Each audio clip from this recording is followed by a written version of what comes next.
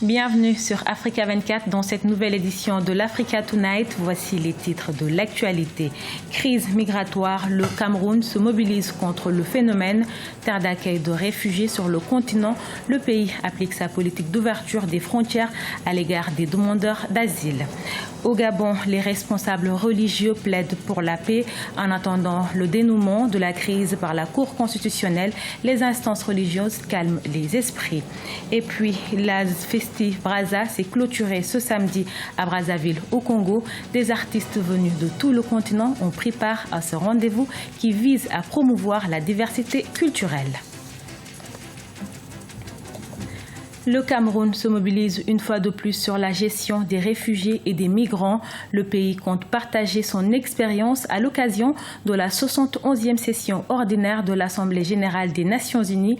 Terre d'hospitalité, le Cameroun a enregistré de nombreux réfugiés au cours des dernières décennies pour cause l'insécurité politique dans certains pays de la sous-région et les attaques du groupe Boko Haram et de Mirabel Bissou. Le Cameroun se mobilise sur la question de la migration à l'occasion de la 71e session ordinaire de l'Assemblée générale des Nations unies ce 18 et 19 septembre 2016. Ce pays d'Afrique centrale a une tradition d'accueil des réfugiés et des migrants qu'il continue d'appliquer avec sa politique d'ouverture des frontières à l'égard des demandeurs d'asile. Ceci explique la participation de l'État à la signature de tous les grands traités sur les réfugiés, notamment la Convention de 1951, plus connue sous le nom de la Convention de Genève. Cette dernière met l'accent sur le statut des réfugiés. Il existe aujourd'hui dans certaines régions du pays un certain nombre de camps de réfugiés. Cela veut dire que le Cameroun est victime d'une pression qu'il doit pouvoir gérer au mieux, parce qu'il faut à la fois s'assurer que ces déplacements-là ne perturbent pas sa sécurité.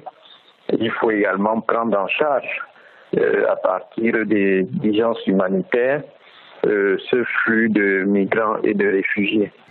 L'implication du Cameroun sur les questions liées aux migrations a amené le pays à adopter en juillet 2005 une loi définissant le cadre juridique de protection des réfugiés. Cette dernière est entrée en vigueur en novembre 2011.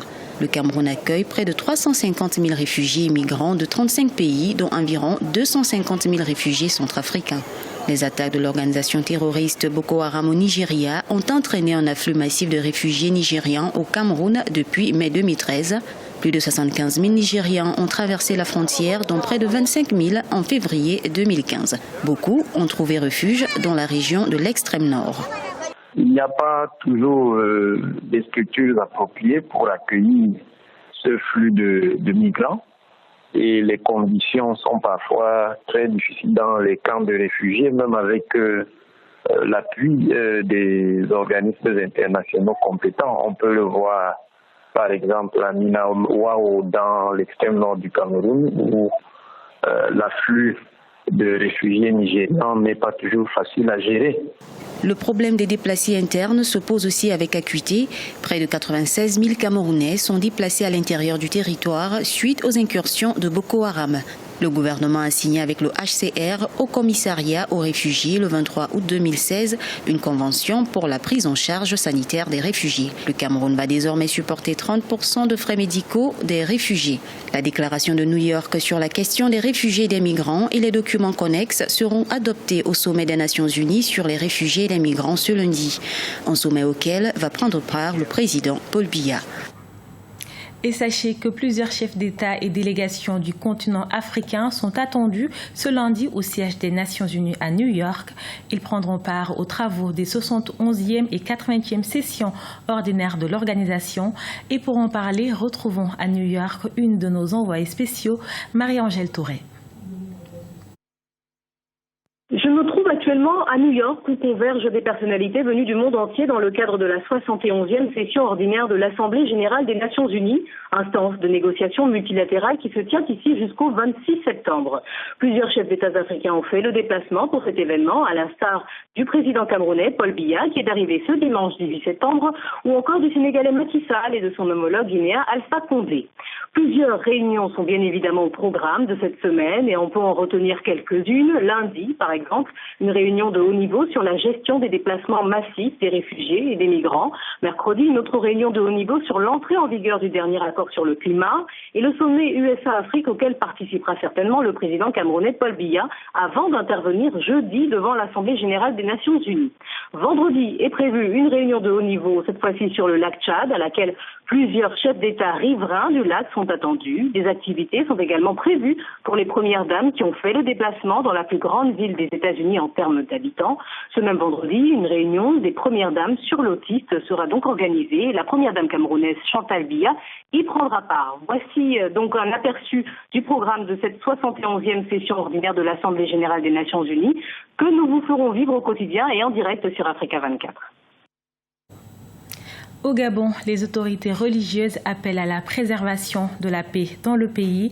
À quelques jours de la proclamation des résultats définitifs de la présidentielle du 27 août 2016, les chefs religieux entendent apporter leur contribution à la cohésion et à l'unité nationale. C'est un reportage de El Hadj Ndiaye, un de nos envoyés spéciaux au Gabon. Au Gabon, les responsables religieux plaident pour la paix. En effet, depuis la proclamation des résultats de la présidentielle le 31 août dernier par le ministère de l'Intérieur annonçant la victoire du président sortant Ali Bongo Ondimba, le pays est plongé dans une profonde crise marquée par des manifestations, émeutes, pillages et arrestations. Cette situation post-électorale a plongé le Gabon dans une crise aiguë et multiforme qui n'a pas laissé indifférente la classe religieuse du pays.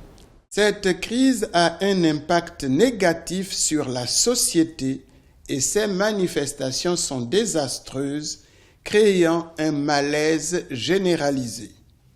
Fort de tout cela, nous venons encore faire appel au bon sens, au patriotisme, au réalisme face à la vérité des faits, au sens de responsabilité de tous et de chacun, devant Dieu, devant le peuple, devant la conscience de chacun et devant le monde entier qui nous regarde avec attention. Nous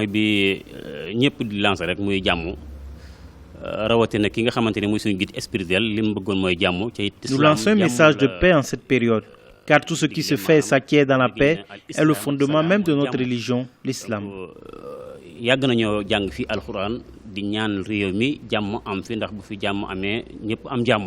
Du côté de la première institution chrétienne protestante qui existe depuis 1922, c'est le même appel qui a été lancé. Le Conseil national de l'Église évangélique du Gabon s'est d'ailleurs réuni ce samedi pour non seulement un appel à la paix aux populations et acteurs politiques, mais aussi aux médias de rester neutres dans cette crise.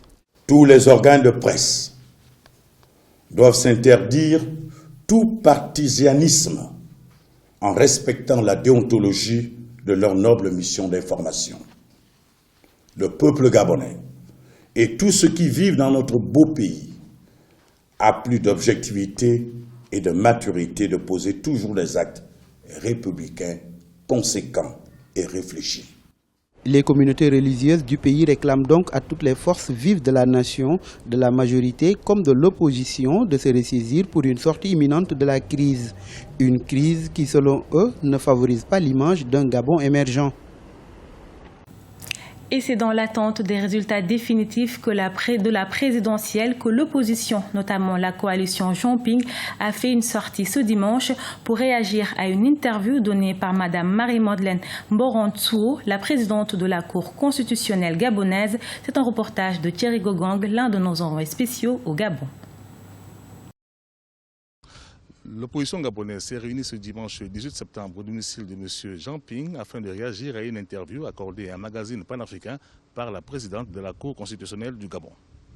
On découvre que, non satisfaite de s'est penchée publiquement sur les tenants et les aboutissants du contentieux électoral soumis précisément au jugement de la juridiction qu'elle préside, la présidente de la Cour constitutionnelle fait sien les arguments et les thèses de M. Ali Bongo.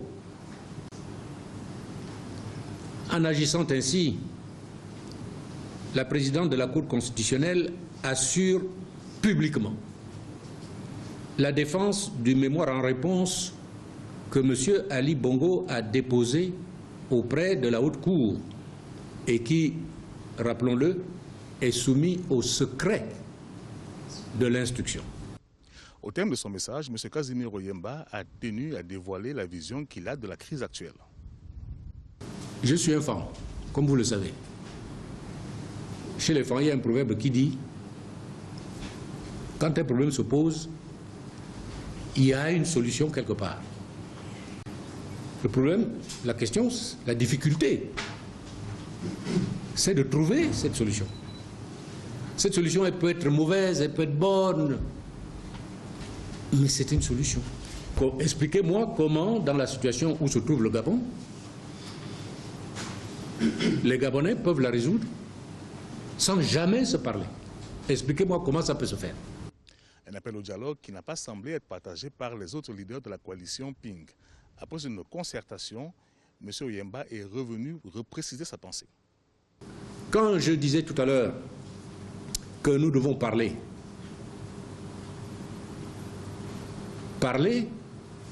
ça ne peut venir qu'après qu'on aura constaté que c'est M. Ping que les Gabonais ont voulu porter à la présidence. Je n'ai pas voulu du tout, je ne peux pas mettre ça entre parenthèses. Je ne veux pas me mettre en avant, mais je peux quand même mentionner de manière incidente que j'ai apporté une petite contribution à l'élection de M. Ping. Une petite. À titre de rappel, la Cour constitutionnelle du Gabon doit rendre son verdict au plus tard le 23 septembre 2016. Fin ce samedi de la deuxième édition du Festi-Brazza à Brazzaville au Congo. Ce festival qui vise à promouvoir la mixité sociale et la diversité culturelle a permis pendant 12 jours l'exposition de plusieurs activités culturelles. Deva Ponzo, correspondant au Congo, nous en dit plus. C'est le 16 septembre dernier, la deuxième édition du Festi-Brazza s'est refermée ce 17 septembre à l'esplanade de la préfecture de Brazzaville. Plusieurs activités culturelles et artistiques ont été présentées. Le théâtre, l'humour, le défilé de mode et la musique ont suffi à émerveiller le public venu découvrir l'événement. Ce festival veut encourager la jeunesse. La vision, c'est quoi? C'est mettre en avant tout le potentiel de cette jeunesse intergénérationnelle. Parce qu'il n'y a pas que la jeunesse, il y a aussi les parents, comme vous pouvez voir, le public qui est mitigé, valoriser tout l'art et le potentiel et l'énergie de cette jeunesse qui demande qu'à briller et qu'à avancer. Plusieurs spectacles se sont succédés sur la scène. La particularité du Festi-Brazza a été la valorisation du bénévolat par la participation inconditionnelle des artistes. Si l'événement-là est réussi, c'est-à-dire que je pense que nous avons lancé un message. Cette jeunesse commence à savoir qu'est-ce que c'est le bénévolat et l'amour de l'autre. C'est pour ça que nous avons pu réussir cet événement avec le bénévolat des artistes, à qui je remercie d'être venus, de s'être déplacés de Mikalou, de tout Brazzaville, pour apporter cette valeur ajoutée à cet événement. Pendant près de 5 heures, le public venu assister à cette fête s'est laissé séduire par la qualité des prestations culturelles. Certains Brazzavillois ont voulu manifester leur appréciation de ce festival. Je m'ennuie un peu et j'ai pensé emmener ma petite sœur pour assister, quoi. C'est carrément bien fait et ça mouvemente les gens, quoi. Pour moi, ça s'est très bien passé. J'ai adoré. Je me sens mieux. J'essaie de me défouler, à s'amuser, profiter pour les vacances avant la rentrée. Notons que le Festi-Brazza a débuté ce 16 septembre par un débat d'opinion croisée. Il tire son concept du festival français Festi-Couleur créé par l'association Aké à Toulouse depuis 2007. La première édition a eu lieu en juillet 2014. Ce journal a été réalisé par l'ensemble de la rédaction. Nous vous remercions pour votre fidélité. Dans un instant, une nouvelle édition de l'actualité sur Africa 24.